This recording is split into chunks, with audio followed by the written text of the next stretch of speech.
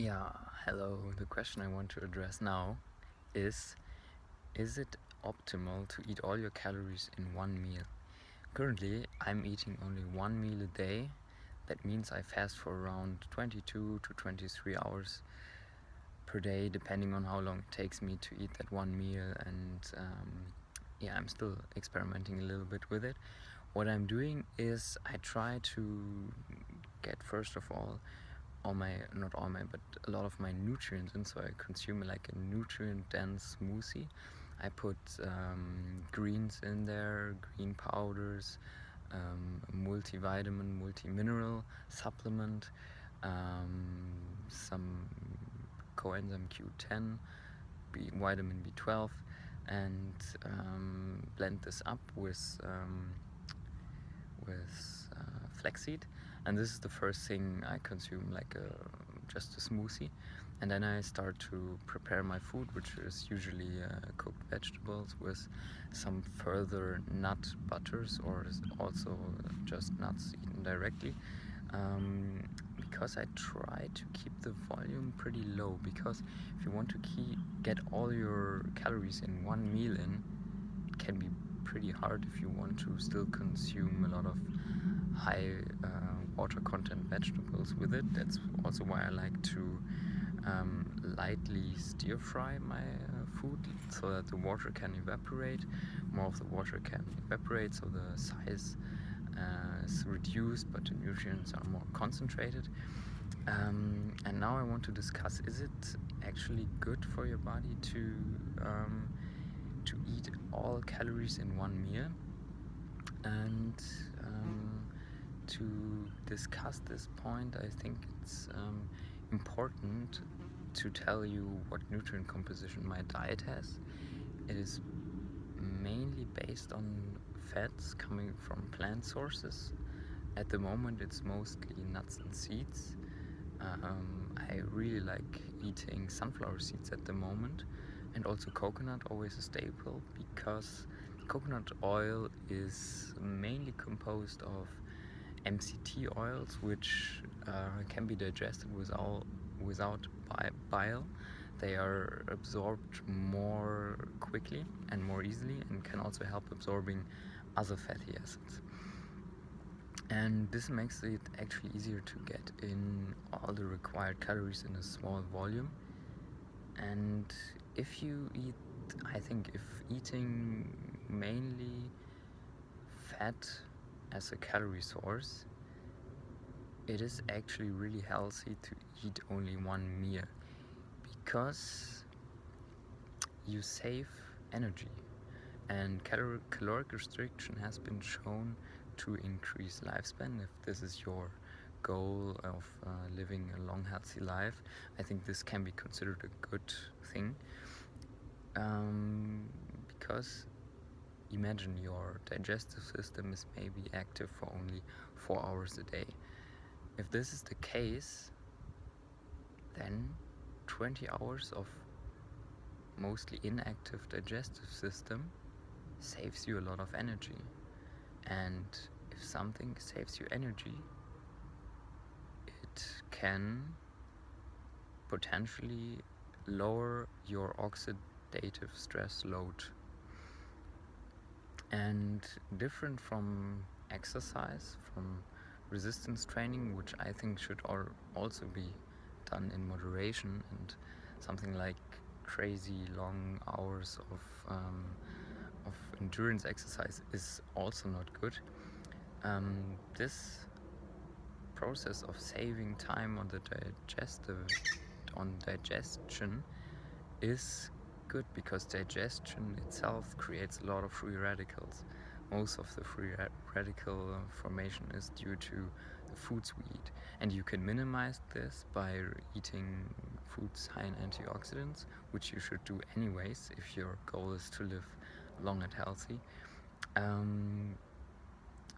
Then to optimize this whole process, it's a tool, I think, to reduce the window of time your body has to process food even.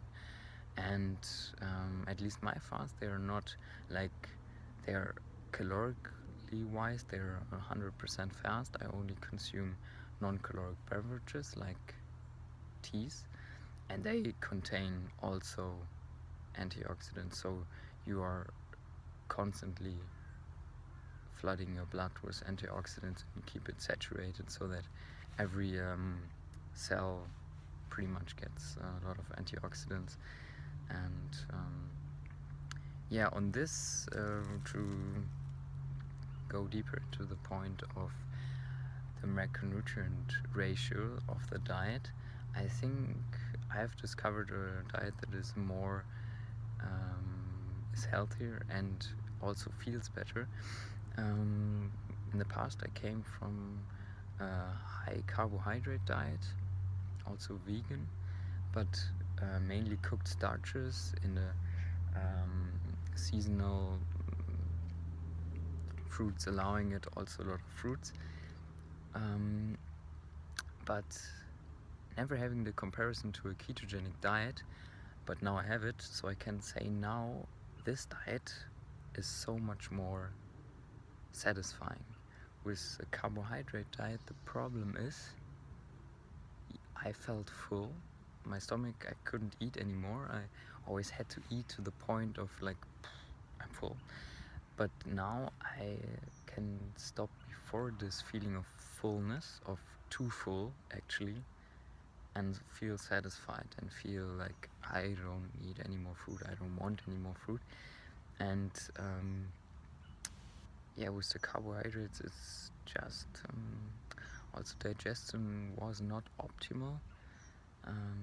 There was still, it was probably too much volume. Just the volume of the food was just so much.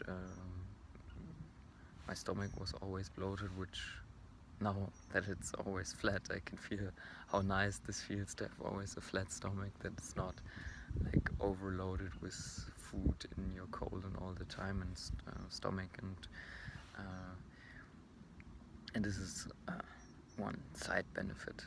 But as the research shows, a high-fat diet, which is low in protein also, not only low in carbs, but also low in protein,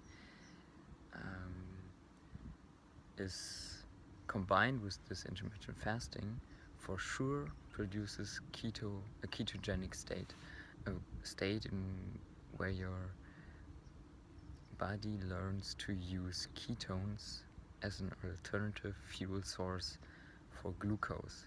You might have heard that the brain only uses glucose to fuel itself, but after several, on a ketogenic diet, maybe several days to weeks of an adaptation period, your brain can also use up to 2/3 of its energy supply from ketones. That means you need far less glucose, and what the ketones do in contrast to glucose, they are a more stable source of energy. They are not dependent on fluctuations which you have with blood sugar. And ketones make are a very interesting fuel source because they are burned in the mitochondria of your cells, and in response to a heightened number of ketones in the body, or in response to a ketogenic state, every cell in your body will start to produce more mitochondria. You will actually grow over several weeks to months different cells. Your cells will be able to generate more energy, and this also comes together with the benefit of fats and ketones to be able to produce more energy by every gram of weight, by every gram burned in the cell. So this, together with the one meal per day, is I think the best combination to do this, because you will always be a very good fat burner. You will burn a lot of fat, and but I think, or at least I'm now at the moment trying out a range between 50 and 80 grams of carbohydrates and fat and protein per day, both. So I have at least 50 grams of protein a day, and at least 50 grams of carbs, but no more than 80. And I feel that going lower on the carbs is not necessary if you eat only one meal a day, because maybe I will get out of ketosis for my one meal during this time for maybe 2 or 3 hours afterwards, and then I'm right back into ketosis during the whole fast, which is protein sparing. It increases human growth hormone and many things that are known to increase lifespan and preserve muscle mass, and yeah, pretty much a lot of good stuff. You can read up more on this than I can tell you right now. Yeah, this are the benefits so far. I hope I have not forgotten anything. Let me think quickly. I just wanted to say something more, but I forgot. So maybe you have to wait for another video for that. But try it out if you want to optimize health and just generally increase the feeling of well-being inside of your body, and that you want to be more in tune and also have a clear mind. And this is what I wanted to say. Just the benefit of intermittent fasting combined with ketogenic diet for mental clarity is enough of a reason to do it, really. If you have a mental job where you are mostly required to think and not really to move, I think this is optimal. You will be have a very stable mood and a very very clear thinking. No more afternoon dip where you are very tired after lunch. Like, all the blood is just there to provide basically your brain with energy and nothing heavy to weigh you down, and really give this a time. It takes time in the beginning to adapt to it. You will probably, depending on where you come from, when you come from a very high carbohydrate diet, you will feel very tired in the first 2 weeks probably, or even longer, but it's worth it. I'm now through the hardest part, I feel, and adapting to it, and this feels good. So yeah,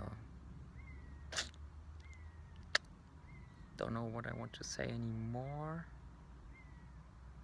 Forgot it again, probably.